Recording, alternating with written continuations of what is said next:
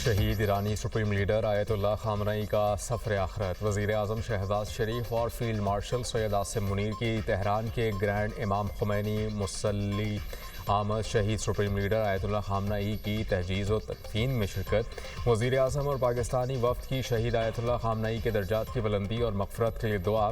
وزیر اعظم اور field marshal Syed Asim Munir کا اسلام کے لیے شہید سپریم لیڈر کی گراں قدر خدمات کو خراج عقیدت پیش۔ سپریم لیڈر مجتبیٰ خامنئی، صدر مسعود پزشکیان اور ایرانی عوام کے ساتھ مکمل یکجہتی کا اظہار۔ وزیر اعظم نے اسپیکر محمد باقر قالیباف اور وزیر خارجہ باسل آرکچی سے بھی تعزیت کی۔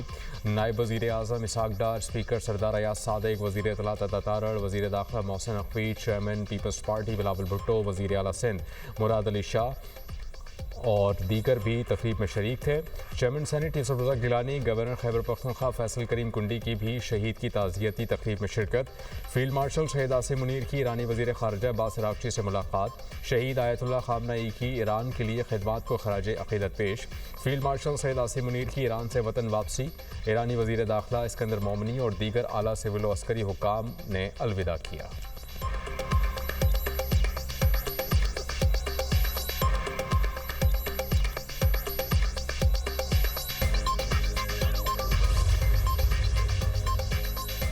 شہید ایرانی سپریم لیڈر آیت اللہ علی خامنئی کی تعزیتی تقریب۔ پاکستان، سعودی عرب، ترکی، عراق، لبنان، فلسطین، روس، بلغاریہ سمیت متعدد ممالک کے وفود کی شرکت۔ شہید سپریم لیڈر کو خراج عقیدت۔ 7 روزہ تعزیتی تقریبات ایران اور عراق کے 5 بڑے شہروں میں ہوں گی۔ آج تہران کے گرینڈ مصلی میں عوام کو شہید سپریم لیڈر کا آخری دیدار کروایا جائے گا۔ پیر کو تہران میں مرکزی جلوس نکالا جائے گا۔ اس کے بعد میت کو قم منتقل کیا جائے گا۔ قم سے میت کو عراقی شہر نجف اور کربلا لے جایا جائے گا۔ 9 جولائی کو شہید سپریم لیڈر کی ان کے آبائی شہر مشہد میں تدفین کی جائے گی۔ جنازے میں 1.5 سے 2 کروڑ افراد کی شرکت متوقع۔ آیت اللہ علی خامنئی 28 فروری کو ایران پر امریکی اور اسرائیلی حملوں میں شہید ہوئے تھے۔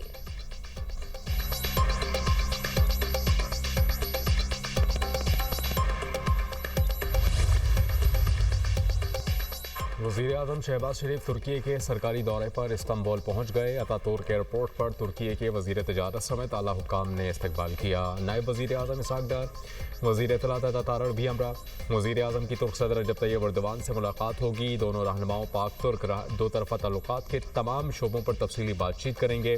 تجارت اور سرمایہ کاری کے شعبوں میں تعاون کو مزید فروغ دینے پر توجہ دی جائے گی۔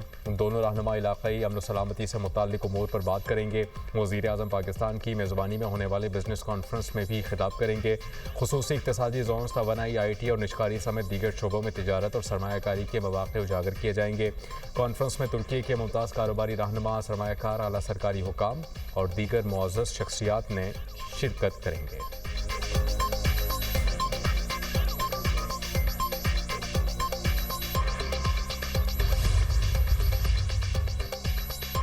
بلوچستان اور کے پی کے سرحدی علاقے داناسر میں افسوسناک حادثہ۔ مسافر بس کھائی میں گر گئی۔ حادثے میں 40 افراد جاں بحق، 8 زخمی ہوئے۔ تمام زخمیوں کو ٹراما سینٹر یوب منتقل کیا گیا۔ بس کوئٹہ سے 36 مسافروں کو لے کر پشاور کے لیے روانہ ہوئی۔ راستے میں خراب ہونے والی دوسری بس کے 12 مسافروں کو بھی حادثے کے شکار بس میں سوار کیا گیا۔ حادثے کے وقت بس میں مجموعی طور پر 48 افراد سوار تھے۔ بس کو موڑ کاٹتے ہوئے بریک فیل ہونے کے باعث حادثہ پیش آیا۔ حادثے میں زخمی مسافر نے دعویٰ کیا ہے کہ بس میں ایرانی ڈیزل لوڈ تھا۔ فورسز کی جانب سے ایرانی ڈیزل ضبط کرنے کے بعد ڈرائیور کی مسافروں سے تلخ کلامی ہوئی اور حادثہ پیش آیا۔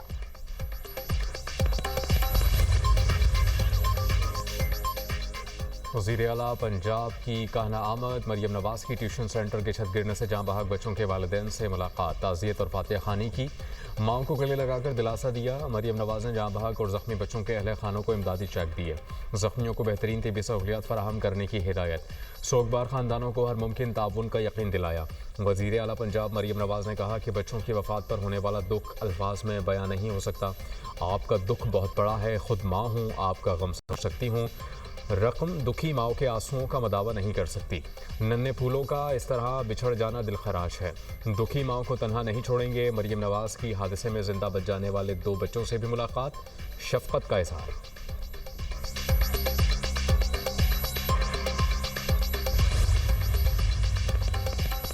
سانحہ کہنا کے بعد لاہور میں غیر رجسٹرڈ سکولز کے خلاف کارروائی کا آغاز۔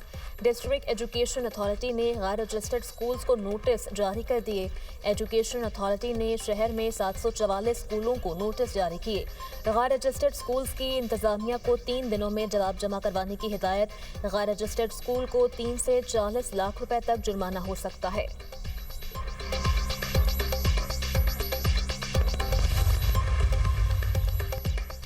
مارکہ حق میں کامیابی، پاکستان کے ماتھے کا جھومر، وزیر اعظم اور فیلڈ مارشل کی قیادت میں مارکہ حق میں فتح نصیب ہوئی۔ وزیر اعلیٰ پنجاب مریم نواز کی پیغام امن کمیٹی کے ارکان سے گفتگو، کہا مارکہ حق میں کامیابی نے پاکستان کو منفرد مقام دلایا۔ پنجاب میں اقلیتیں محفوظ ہیں، بھرپور تحفظ کیا جا رہا ہے۔ قومی امن کمیٹی ملک بھر میں امن کے لیے کردار ادا کر رہی ہے۔ ہمیں معاشرے کی اصلاح کے لیے علماء کی خدمت کی ضرورت ہے۔ صوبے کے تمام ادارے محنت سے کام کر رہے ہیں۔ والدین اپنے بچوں کا مکمل خیال کریں۔ گلی محلوں میں گھومنے والے مشکوک افراد پر کڑی نظر رکھی جائے۔ معاشرے میں موجود تخریب کاروں کا خاتمہ اولین ترجیح ہے۔ معاشرے کی بہتری کے لیے بھرپور کام کریں گے۔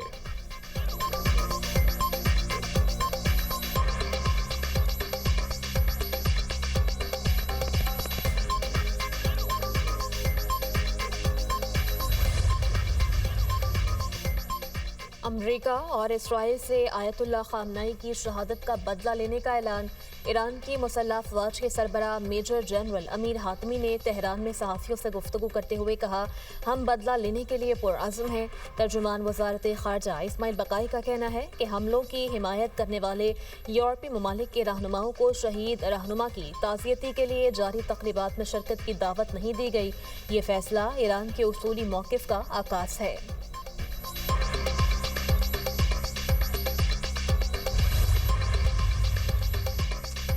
معاہدے کی خلاف ورزی کی صورت میں بھرپور جواب دیا جائے گا۔ اسپیکر ایرانی پارلیمنٹ محمد باقر قالیباف کا اعلان، کہا کہ امریکہ ایران کا مقابلہ کرنے کی صلاحیت نہیں رکھتا۔ دشمن نے جارحیت کی تو ایران خاموش نہیں رہے گا۔ اسرائیل کی دھمکیاں بے وقت ہیں۔ حالیہ جنگ میں امریکہ اور اسرائیل اپنے مقاصد حاصل کرنے میں ناکام رہے۔ امریکہ کو جنگ بندی کی درخواست کرنا پڑی۔ امریکہ کو آبنہ ہرمز میں مداخلت کی اجازت نہیں دیں گے۔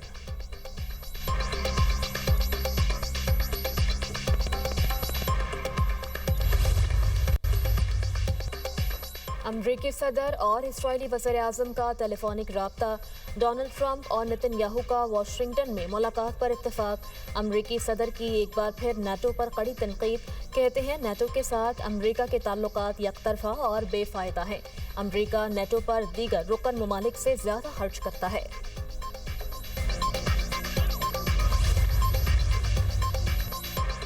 ایران کا افزودہ یورینیم ممکنہ طور پر اب بھی جوہری تنصیبات میں موجود ہے۔ سربراہ IAEA رافیل گروسی کہتے ہیں کہ بعض جوہری تنصیبات کو شدید نقصان پہنچا۔ افزودہ یورینیم کی موجودگی کی تصدیق کے لیے حملوں سے متاثرہ تنصیبات کا معائنہ ضروری ہے۔ IAEA کو حملوں سے قبل یورینیم کی منتقلی کے کوئی نمایاں شواہد نہیں ملے تھے۔ مکمل جانچ کے بعد ہی یورینیم کے ذخائر کی موجودہ صورتحال واضح ہو سکے گی۔